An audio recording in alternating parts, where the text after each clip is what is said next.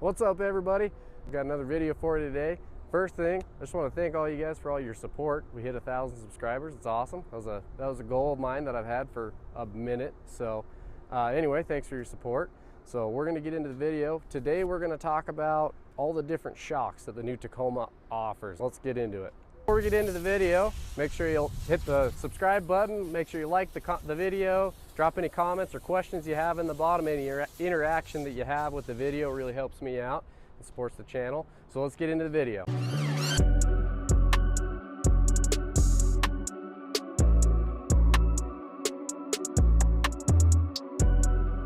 So with the new Tacoma, you have a whole bunch of suspension options now. So you got 5 shocks that you can get on the new Tacoma, where it used to be just Toyota, Bilstein, and Fox. So we're going to go through those. We'll go through the 5 different options that you have for the new Tacomas. So on the SR5, that's the entry-level shock. So they all have their pros and cons. The SR5 shock is just a regular Toyota shock. So what that's really good at is going 200,000-300,000 miles, not causing any issues, just being super reliable and durable, taking a little bit of abuse, typical Toyota fashion. What it's not going to do really well is off-roading at high speeds, taking big bumps, that kind of stuff. It might overheat a little faster because it doesn't have remote reservoirs if you're off-roading a lot. So that's kind of the pros and cons of the SR5 shock. It's a really good good shock that has good longevity. It won't off-road quite as well. Next upgrade from that, you have the new Toyota Bilstein shocks.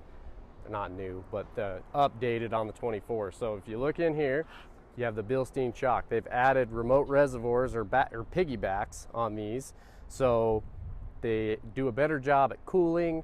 They're still going to be a good, reliable shock. They're going to do better at taking the big bumps, dampening rough roads, and rocks and bumps and that kind of stuff. It should cool better now because of the remote reservoir. It can kind of circulate that through the piggyback on there.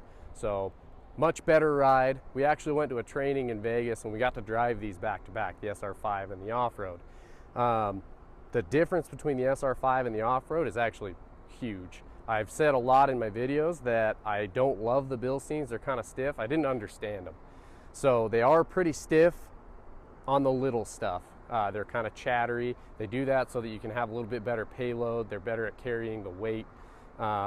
The SR5 shocks are kind of the opposite. They're a little softer on the road, but they don't take the bumps as well. You start hitting rocks and stuff, and you can bottom them out quick. They'll give you whiplash if you start abusing them. So these do a really good job with kind of the intermediate stuff, going a fairly decent speed. So that's the Bilstein shock. So the next shock you have up from the Bilsteins is the AVS shock on the Limited. So they've actually given the Limited an adaptive variable suspension. So what it does is it adapts to how you're driving. If it notices like potholes, or if you steer one way and the other way quick, if you're driving more aggressive, it'll stiffen up the outside suspension and kind of stand the truck up instead of letting it roll over, which reduces traction when it rolls over. It'll stand it up so it can handle better. If it notices a bunch of bumps, it'll let the shocks be a little bit more loose so you have a softer ride. You can also customize it so you can do like a comfort, sport plus, that kind of stuff. So you have the AVS on this truck. We'll take a look at that shock real quick. So if you look in here, that's the AVS shock right up here. I don't know if you can see it, there's a wire going in there. So it communicates with the shock, and it is like a live suspension, so it'll adapt to what's going on. Also inside of the truck here, you get this fancy little thing right here in the middle. You got a drive mode, so you can do comfort, normal, sport plus, and then I think there's a custom mode. So you have the SR5 Toyota shock, you have the Bilstein shock, you have the AVS, and then the next one up from that is the Fox shock on the TRD Pro. So what the Fox shock is going to do, it's got a really big body, it's got a big remote reservoir on there. What that shock does really good is it handles the big bumps and stuff really well. It's more of a Baja suspension. It's tuned more to go fast on a dirt road. After talking with the Toyota trainer, he said if you kind of Baja and rally this Bilstein shock for a few hours, it gets hot and you get that dampener fade and it starts riding a little more rough because it's hot. It does better than it used to because of that remote reservoir, but the Pro suspension, which obviously we don't have here, they're not even on the ground yet, but the Pro suspension, he said you could rally that truck as long as you want to for 12 hours if you wanted, and it won't get hot. That truck dissipates heat really well, or that shock. It takes the big bumps really well. You've seen them jumping on the internet. So that Fox shock is going to take the big hits. You can jump it. Obviously they don't recommend it, but they're doing it. And it'll make a rough dirt road really smooth. It's more of our Baja suspension. What it's not going to do well is carry a load because it's soft. So if you hook a trailer onto it, it's going to squat. If you put a bunch of, like a bed rack and a camping tent and all that stuff on the back of it, it's going to squat because it's a softer suspension tuned to go fast on dirt roads. So the last Toyota shock you can get on these new Tacomas is on the Trailhunter. That one is the Old Man Emu suspension. What they said about that one is the Old Man Emu suspension is tuned to carry more of a load. So it's obviously built to be more of the overlanding truck.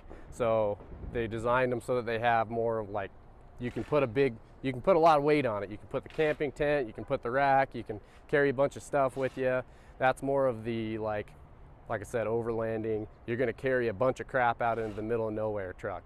What that does is it makes it a little bit stiffer ride. So it's not gonna be a go fast dirt road truck. It's a carry stuff truck. That Old Man Emu suspension is also beefier. So they said that truck, or that suspension, should be able to take really big hits. You're hitting big rocks and going over them. It also is tuned more for rock crawling. So it'll go up over the rock, it'll take the big hits, and then it kind of lets it down soft into the holes after you get over the rock. So it's kind of a rock crawling, beefier suspension. So it'll ride rougher on the road. It won't be like a Pro, but it's, like I said, meant to carry a bunch of weight and get you out into the middle of nowhere and be a really strong, durable shock. So the Pro on the Old Man Emu suspension, it'll carry a load better. It'll rock crawl really good. It'll be super strong and durable. Cons for the Old Man Emu suspension, it's going to be kind of a rough ride. Obviously, we haven't driven those yet, but based on talking with the Toyota trainers and designers and stuff, that's what they were saying. The Old Man Emu suspension is going to be stiffer. So that's our quick guide on the new Toyota suspensions on the new Tacoma. A quick overview on the options that you have on the Tacomas. Let me know in the comments what you think might make the most sense for you as far as what suspension setup would fit best with your needs. Anyway, thanks for watching. We appreciate you supporting the channel, and make sure you like and subscribe. We'll catch you on the next one.